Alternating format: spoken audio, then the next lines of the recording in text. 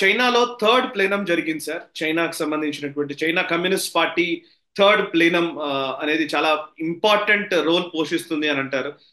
వాళ్ళ దిశ మార్చడానికి కానివ్వండి, ఆ దేశ ముఖ్యంగా ఆ పార్టీకి సంబంధించి వాళ్ళ దేశానికి సంబంధించి ఒక నెక్స్ట్ చేంజెస్ కానివ్వండి, రిఫార్మ్స్ కానివ్వండి, ఏవైనా కానీ ఇక్కడే నిర్ణయం తీసుకుంటారు అని చెప్తారు. సో ఇప్పుడు షీ జిన్పింగ్ ఇందులో చాలా కీలకమైన నిర్ణయాలు తీసుకుంటున్నారని, అదేంటి సంస్కరణల బాట పడుతున్నారని ఇట్లాంటి కొన్ని వార్తా కథనాలు రావడం ఇవన్నీ చూసాం మనం. సో బేసికల్లీ ఈ థర్డ్ ప్లెనం అనే కాన్సెప్ట్ అర్థం ఏంటి, ఉద్దేశం ఏంటి, అండ్ సిపిసి ఈ కమ్యూనిస్ట్ పార్టీ ఆఫ్ చైనా ఏం నిర్ణయాలు తీసుకుంది, దీని అవుట్కమ్ ఏంటి ఒకసారి చెప్తారా? అంటే మనకు అది ఒక మన పార్లమెంట్ సెషన్ లాంటిది. రమారమి 5,000 మంది డెలిగేట్స్ అక్కడ కలుస్తారు. కీలకమైనటువంటి ఎకనామిక్ మన ఆర్థికపరమైనటువంటి నిర్ణయాలు అక్కడ తీసుకోవడం జరుగుతుంది. అక్కడ ఆర్థికమైన నిర్ణయాలు అక్కడ తీసుకున్న ఆర్థిక నిర్ణయాల ఆధారంగా రాబోయే సంవత్సరాలన్నీ కూడా దాని ఆధారంగా వాళ్ళు ఇంప్లిమెంటేషన్తో జరుగుతుంది. అది ఈసారి పెద్ద అనౌన్స్మెంట్స్ జరుగుతాయి అని అందరు ఎక్స్పెక్ట్ చేశారు. ఎందుకు? వాళ్ళ ఎకానమీ చాలా దెబ్బతినుంది. మనకు తెలుసు, గ్లోబల్ రౌండప్లో చాలా డీప్గా మనం దీని గురించి చర్చిస్తున్నాము. ఇన్ఫ్యాక్ట్ ఈవెన్ నేషనల్ మీడియా కంటే కూడా ముందర మాట్లాడింది మనమే. వాళ్ళ ఎవర్ గ్రాండే కొలాప్స్ గురించి ఫస్ట్ మనమే మాట్లాడాం మనము. అలాగే మనకి ఇతరత్ర వాళ్ళ ఏవైతే రియల్ ఎస్టేట్ కంపెనీలు ఉన్నాయో ఇవన్నీ కూడాను మనం క్రమేపీ క్షీణిస్తుండగా మనం అంతా మాట్లాడాం దాని గురించి. రియల్ ఎస్టేట్ కొదేలైంది, తర్వాత వాళ్ళ ఎక్స్పోర్ట్ మార్కెట్ దెబ్బతినింది, తర్వాత వాళ్ళ ఎక్స్పాట్ పాపులేషన్ రావడం మానేశారు. ఈ మీరు చేసినటువంటి కోవిడ్లో చేసినటువంటి చిత్రహింసలు కావచ్చు, లేదా మీరు తీసుకొచ్చినటువంటి ఆ స్పై చట్టం ఏదైతే ఉందో దాని భయం కావచ్చు, మొత్తానికి వాళ్ళు రావడం మానేశారు.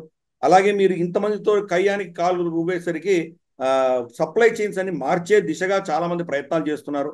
క్రమేపీ మీ దగ్గర నుంచి పెట్టుబడులు వెళ్ళిపోతున్నాయి చైనా నుంచి. మనకు ఫాక్స్కాన్ లాంటి వాళ్ళు భారతదేశానికి వస్తున్నారు. ఇంకా మిగతా కంపెనీలన్నీ వియట్నాం, థాయిలాండ్, ఫిలిప్పైన్స్ అక్కడికి వెళ్ళిపోతున్నారు. ఈ పరిస్థితులలో పెద్ద పెద్ద మార్పులు షీ జిన్పింగ్ తీసుకొస్తారు అని అందరూ భావించారు. అన్ఫార్చునేట్లీ ఈరోజు షీ జిన్పింగ్ క్యాబినెట్లో ప్రపంచవ్యాప్తంగా ఉన్న ఎకానమీని అర్థం చేసుకొని చైనాలో ఉన్నటువంటి ఆర్థికపరమైన సమస్యలను అర్థం చేసుకోగలిగినటువంటి వ్యక్తి ఎవరూ లేరు. గతంలో ఉన్నటువంటి వాళ్ళ ప్రధాని ఎవరైతే లీ కిత్చాంగ్ ఉన్నారో ఆయనకు కొద్ది గొప్ప అవగాహన ఉండేది. ఆయనని పదవి నుంచి తీసేయడమే కాదు, ఆయన చనిపోవడం కూడా జరిగింది. బహుశా ఆయన చంపేసి ఉంటారని కూడా చాలా మంది అంటున్నారు.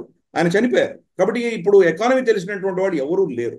ఈరోజు వాళ్ళ ప్రధాని ఎవరైతే లీ క్యాంగ్ ఎవరైతే ఉన్నారో ఆయన ఒక షాంఘాయ్ మున్సిపల్ మేయర్గా ఉన్నాడు, కానీ ఆయనకు నిజంగా ప్రపంచవ్యాప్తంగా ఎకానమీ గురించి ఏమీ తెలియదు.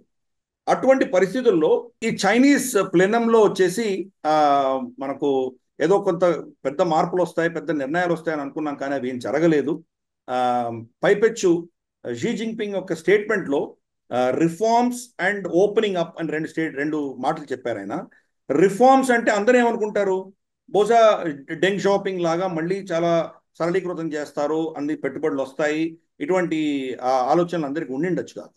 కానీ చైనీస్ పరిభాషలో, షీ జిన్పింగ్ పరిభాషలో రిఫార్మ్స్ అంటే కనుక ఇప్పుడున్న సిస్టంలో ప్రైవేట్ పెట్టుబడులు, తర్వాత విదేశీ హస్తం ఎంత డీప్గా ఉందో దానిని రిఫార్మ్ చేయాలి అని ఆయన అనుకుంటున్నాడు.